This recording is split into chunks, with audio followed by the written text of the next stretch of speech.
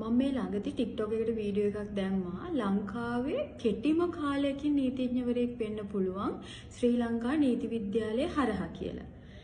ඊට පස්සේ නීතිඥවරයෙක් වෙන්න බලාපොරොත්තු වෙමින් ඉන්න ගොඩාක් දෙනෙක් මැසේජ් කරලා අහලා තිබ්බා.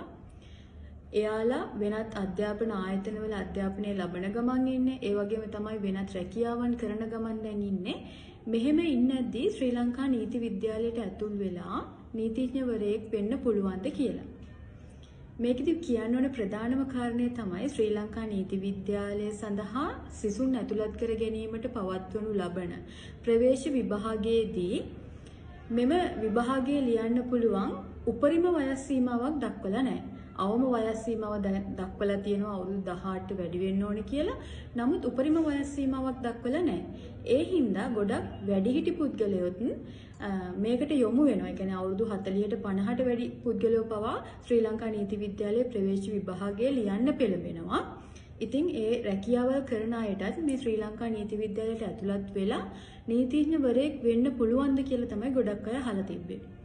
මේකෙදි දෙන්න ඕන උත්තරේ තමයි ශ්‍රී ලංකා නීති විද්‍යාලය ඊටාම තදින් 75%ක දේශන සඳහා සහභාගී වීමේ ප්‍රතිශතය සලකලා බලනවා. එතකොට මේ 75% ඔබට ලබා ගන්න බැරි වුණොත් නීති විද්‍යාලයේ විභාග සඳහා පෙනී ඉන්න අවස්ථාව දෙන්නේ නැහැ ශ්‍රී ලංකා නීති විද්‍යාලය මගින්. ඉතින් ඔයා වයස වැඩි කෙනෙක් වුණාට ඒ වගේම තමයි මේ වෙනකොට රැකියාවක් කරන කෙනෙක් වුණත් ඒ වගේම මේ වෙනකොට වෙනත් අධ්‍යාපන ආයතනයක ඉගෙන ගන්න කෙනෙක් වුණත් ඔයාට පුළුවන් නම් ශ්‍රී ලංකා නීති විද්‍යාලය ඇතුලේ 75%ක පැමිණීමේ ප්‍රතිශතය පෙන්වන්න ඔයාට පුළුවන් නීති විද්‍යාලයට ඇතුළත් වෙලා ඒ අවශ්‍ය විභාග ටික කරගෙන නීතිඥවරයෙක් වෙන්න.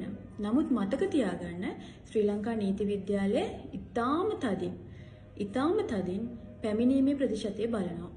ඔබට වෙනත් විශ්වවිද්‍යාලවල වගේ අර අපි කතාවට කියන්නේ හොරා සංගහනවා කියලා අන්න ඒ වගේ දේවල් කරලා ශ්‍රී ලංකා නීති විද්‍යාලය ඇතුලේ පැමිණීමේ ප්‍රතිශතය පෙන්වීමේ හැකියාවක් නැහැ. ඒ හින්දා ඔබට දේශයට සඳහා සහභාගී වෙන්න හැකියාව තියෙනවා නම් ප්‍රශ්නයක් නැහැ.